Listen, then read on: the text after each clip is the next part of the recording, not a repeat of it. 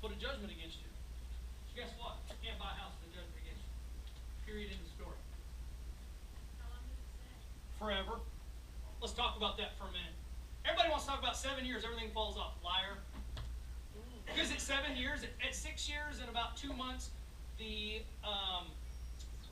no, they're going to send me, the judge is going to send me a notice that says your judgment is getting ready to expire. Would you like to re-up it? Yep. There's 7 more years. The only way that doesn't work is if whoever put the judgment against you dies or disappears, and they can't re-up it in 7 years. Wait, you have to re-up the judgment? They will. Just form. Because I've got a whole stock of judgments against the companies Re-up them. Every 7 years they're going to go away unless you re-up them. Ooh. Okay, now they can't find you, you can't re-up them. So you need to go to them.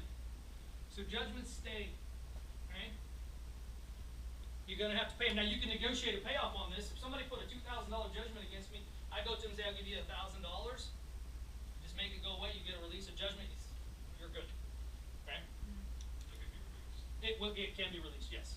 You're going to have to pay to get it released. Does that have to happen after 7 years, or can you have it? Anytime in the mix. What if some? No.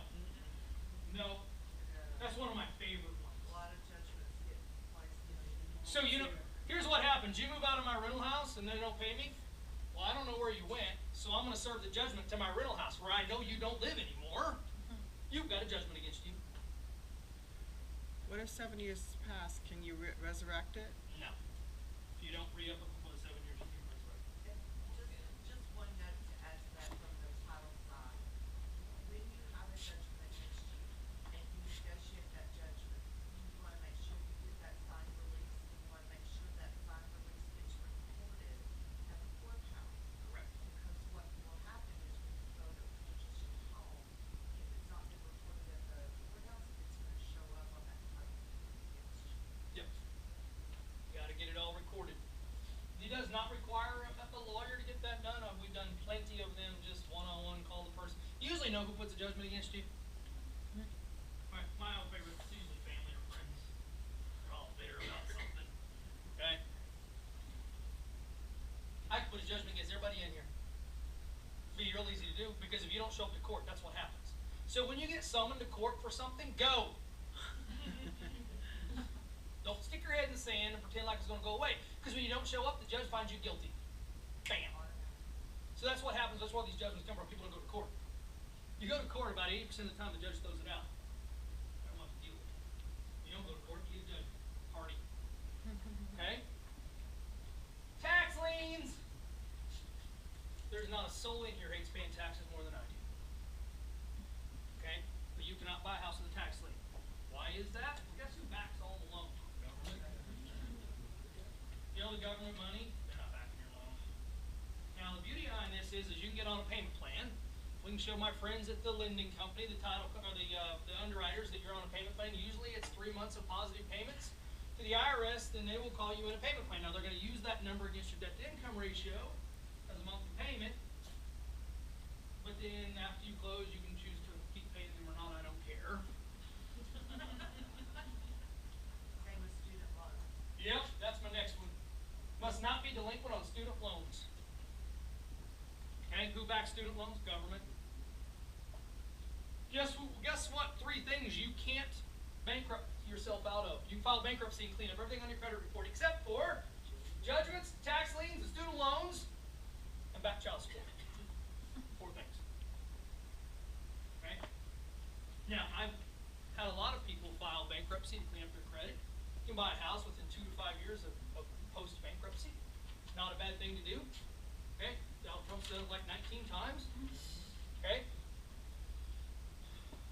We're going to get into that a little bit later, but these you just can't make go away. I love them. I've seen people have $150,000 worth of student loans and they're a school teacher. You're never paying those off. Unless you go teach school in Title IX school, what's the bottom end schools? Title IX? If you go teach in Title IX for 8 years, they'll wipe out your student loans. Oh, well, I didn't know that. Yep. But there's a time. It's like 3 years or something. If you have a late payment, there's a time where you can still get a student loan. But it's a long period of time. We'll get back to late payments in a minute. John, Yes. when it comes to the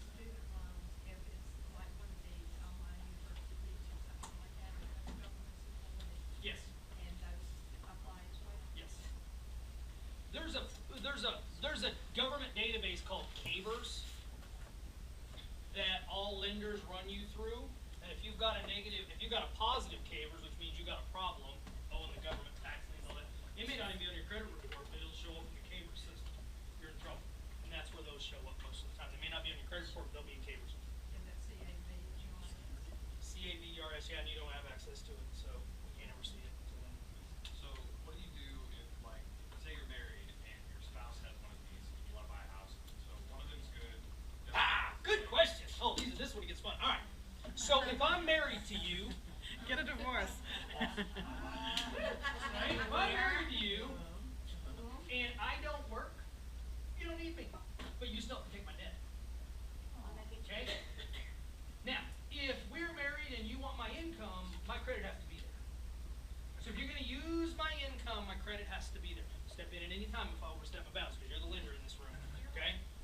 If you want me, we all have to be over 620, right? Now let's just say your dad, your brother, your sister, and your aunt and uncle, we're all gonna be on loan together. We all have to be over 620 most cases. Okay? That's why parents go co-sign a lot of times for on a loan is they need the income.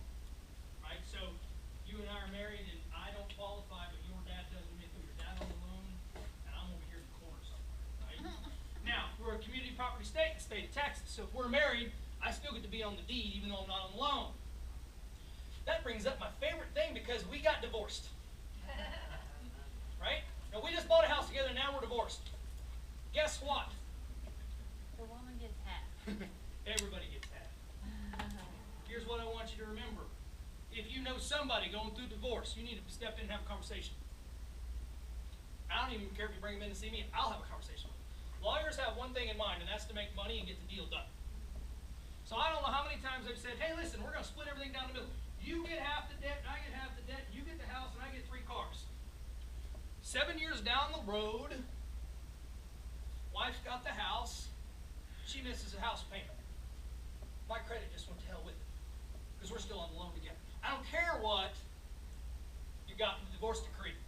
The lender says we're on the deal together no matter what. Face dead shit. Suppose they're not on the loan. Not on the loan, no big deal. Whoever's on the loan, that's why you never, ever, ever, ever, ever co-sign for anybody anything. Never, never. I don't care how good a friend they are. I don't care how cute they are. I don't care. What if they're Right? really cute? I don't care how cute they are. If you need me to co-sign for you, then I'm going to actually buy it in my name. I'm going to make the payments. You're going to pay me every month. Right? There are better ways to build credit than co-signing. What if you get divorced and the person that's gonna be making the payments doesn't qualify for a new loan? And you wanna- got a problem. That's happens a lot, right? So here's what happens in this area a lot. Stay-at-home housewife in Kingwood, husband's making $300,000 a year. They're both on the loan for some goofy reason because before, when they bought the house, she was working 10 hours a week somewhere, making a little bit of money. Now they're both on the loan together. Divorce goes ugly. He says, well, I want this out of my name. Well, what was she gonna do? She can't qualify. Right? Some issues there. The house has to be sold to keep everybody's credit clean. Cars have to be sold. Credit cards have to be paid. If you're on them together, they have to be paid and closed. Which hurts your credit. It's a good time. Okay? I used to be in credit repair and I used to do conference calls because we were doing people all over the state of Texas, and we had conference calls. So I'd have James and his new wife for 2 years. They're getting ready to buy a house, and we're on there, and I'm looking at the credit report on a conference call, and I go, well, you missed a house payment. Well, my ex-wife got that. So your ex-wife missed house payment, and now your credit's suffering. And now James's new wife is pissed at the world. Okay? The lawyer said they got it in the divorce. Yep, sure did. You're still on the note, just like you co-signed with me. Doesn't matter, people. Oh, and it's ugly. It's ugly. We got one right now with Wen Ching. Wen Ching's trying to close like a $300,000 deal. In January, the guy's ex-wife, they've been divorced 7 years, missed house payment. He can't buy till March now.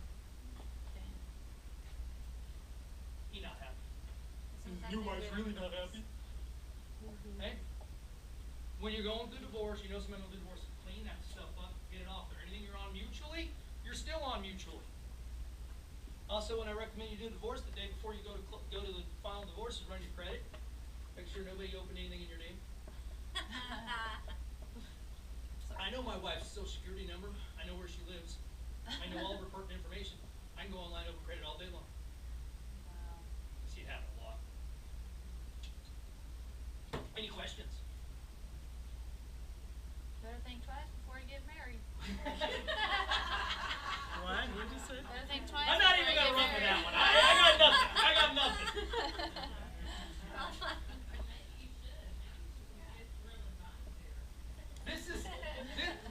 This is the piece though that I see that confuses people the most, because lawyers are not telling you this. You hire a lawyer, you give him big money, and you hope you're walking away scot-free and clear, right? I just want to sever the ties. Yeah, no, it doesn't work that way.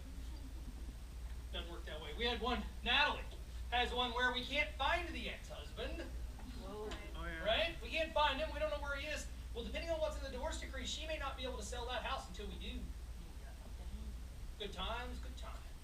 I got one right now. We're dealing with Amanda. I don't know which one of your agents I was doing. We were on Ancestry.com yesterday trying to find a death certificate.